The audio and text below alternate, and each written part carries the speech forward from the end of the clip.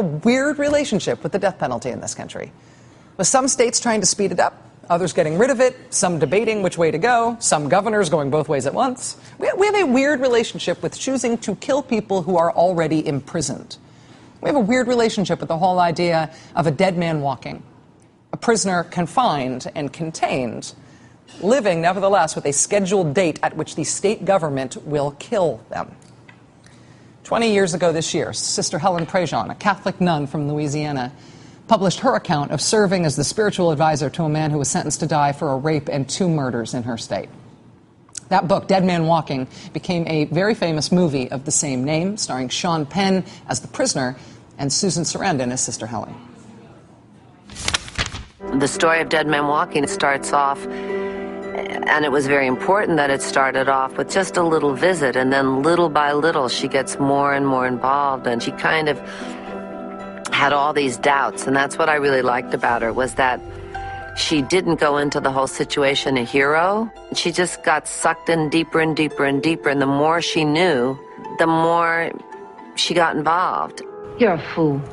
You are making it so easy for them to kill you, coming across as some kind of a crazed animal, Nazi, racist mad dog who deserves to die. So what you think? You are making it so difficult to help you. You can leave. I'm not going to do that. It's up to you. You want me to go, you say so. I remember when we had the first edit and we invited her to see it, and I thought, oh my God, I hope she's, you know, is this going to be so hard for her? And I was kind of worried about her emotionally and to have to go through that again. And when it was over, I said, are you all right? And she said, well, actually doing it was much harder. I thought, yeah, oh, the me. This is only a movie. Joining us now for the interview tonight is Sister Helen Prejean of the Congregation of St. Joseph. She's a leading American advocate for abolishing the death penalty. She's the author of Dead Man Walking, which is out 20 years ago now. Sister Helen, thank you so much for being here. I looked over my shoulder. It was 20 years. Yeah. How'd that happen? How did that happen? 20 years of this advocacy and activism, seeing the way that things have changed. Do you feel like you have a long view now of what works and what doesn't in trying to get people to see this issue your way? You know what I've come to see? Is you bring them into the story. The American people are not wedded to the death penalty. They just never think about it. And the minute you can bring them into reflection, a book does that, the film did that, then Tim Robbins has written a play for high school and college students to do, where they take all the parts. They're the guard, they're the victim's family, they're the mother of the death row inmate, they're the governor. They're everybody, and they go into a deeper reflection. What you have to do in a story, and what I do with all the audiences, I do a lot of speaking, is you bring people over to both sides.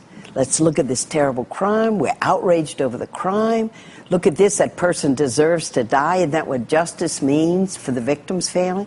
And then you bring them over to the victim's family suffering, and then you bring them over to the other side, the perpetrator's mother and his family, and the guards who have to do the killing. In Dead Man Walking, I talk about the guards. Nobody thinks about the guards.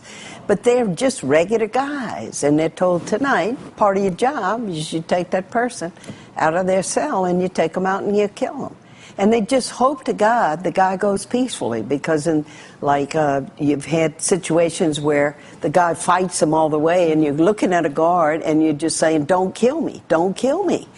And they know they're killing somebody who's defenseless. Everybody, it costs everybody. We got to move this thing out of this country. We got to change this thing. I have been thinking about the way that you have told those stories in Dead Man Walking and in your activism over the years, in thinking about the Governor Hickenlooper story in Colorado, because he effectively politically intervened to keep the system in place, but he is obviously tormented in a way that I take very seriously about him not wanting to be one of the cogs in that machine. No, absolutely. The machine will stay, but he won't play a part in it, but he's going to leave the machine there. And I think he doesn't want to be one of those guards. He doesn't want to be one of the people making the decision. No, that's right. And you know, actually, when I'm talking to audiences, and I take them there, and I'm honest on both sides, I bring them into the pain on both sides, and I say to them, so if you believe in the death penalty and that it ought to happen, that justice demands it, could you do it?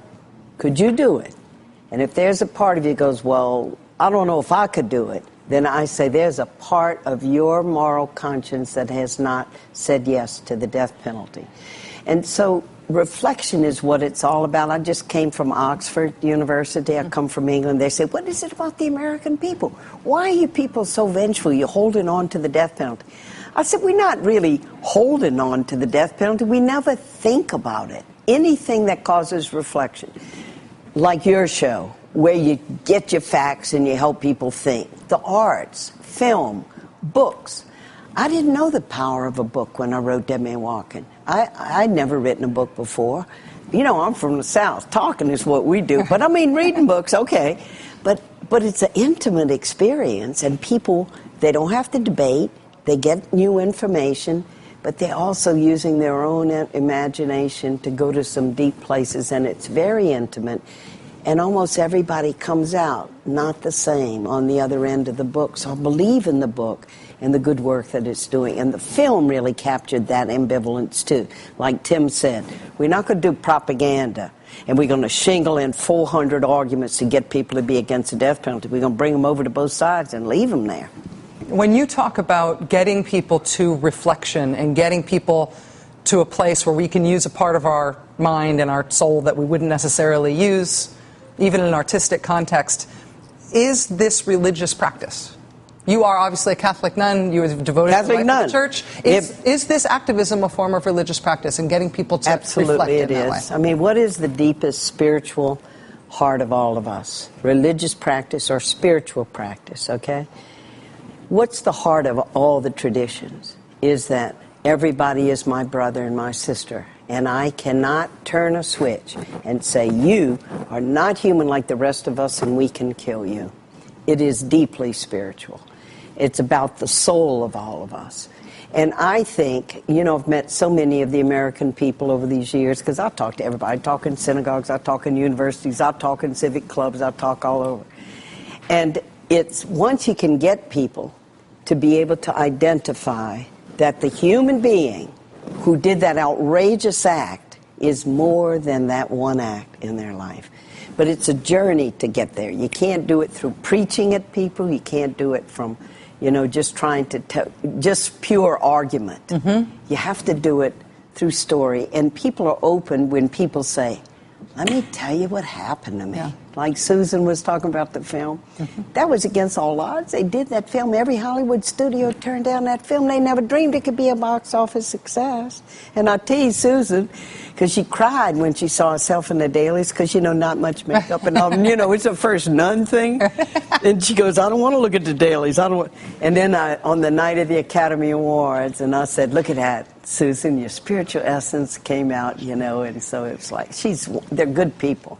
But every Hollywood studio said, well, you got no romantic interest. Let us spice it up between the nun and the death row inmate, and then we'll have us a movie. And Tim's saying, no, that's not what this film is about. It's a journey. We're going to bring people deeper into the reflection on the death penalty. And after Dead Man Walking came out, notice how movies changed in the United States. They all were deeper. Monsters Ball, Dancing in the Dark, Green Mile, all of them were deeper. Before, the formulaic movie was, is he guilty or not? Yeah, he did it. Justice is done. In with the execution, end of film, and end of reflection. Dead Man Walking left you there, looking at bodies now, the victims here, the guy on the gurney here. Where are we? Mm-hmm. And what have we accomplished? Showing and not telling in a way that lets people tell themselves. Yeah, I learned that little journalistic principle right before I wrote Dead Man Walking. You show, you don't tell, you take people there. And as Tim says, you don't insult their intelligence. Bring them there, you don't have to preach at them. Sister Helen Prejean, advocate for the abolition of the death penalty, author of Dead Man Walking.